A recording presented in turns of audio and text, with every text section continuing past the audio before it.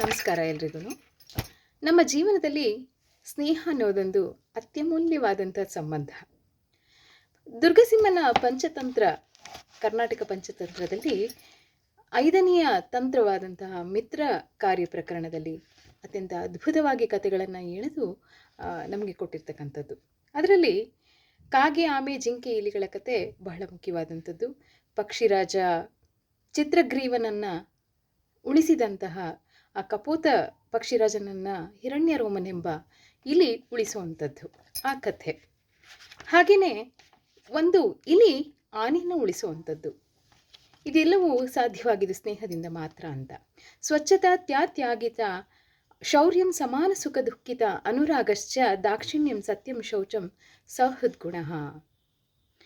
ಒಬ್ಬ ಸ್ನೇಹಿತನಿಗೆ ಸ್ವಚ್ಛತನ ಇರಬೇಕು. ಮನಸ್ಸಿನಲ್ಲಿ ಆ ಸ್ನೇಹದ ಬಗ್ಗೆ ತ್ಯಾಗ, ಶೌರ್ಯ, ಸಮಾನವಾಗಿ ಸುಖ ದುಃಖಗಳನ್ನು ಹಂಚಿಕೊಳ್ಳುವಂತಹ ಗುಣಗಳು ಅವನಲ್ಲಿ ಇರಬೇಕಾಗ್ತದೆ. ಆ ದಾಕ್ಷಿಣ್ಯಂ ಸತ್ಯಂ ಶೌಚ, ಅದೇ ನಿಜವಾದ ಮಿತ್ರತ್ವದ ಶೀಲ ಅಂತ ಹೇಳ್ತಾನೆ.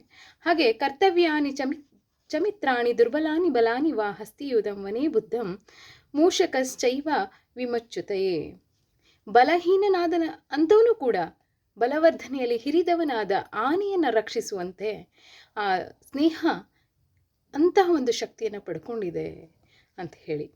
ಹಾಗಾಗಿ ಸ್ನೇಹಕ್ಕೆ ತನ್ನದೇ ಆದಂಥ ಒಂದು ಶಕ್ತಿ ಇದೆ.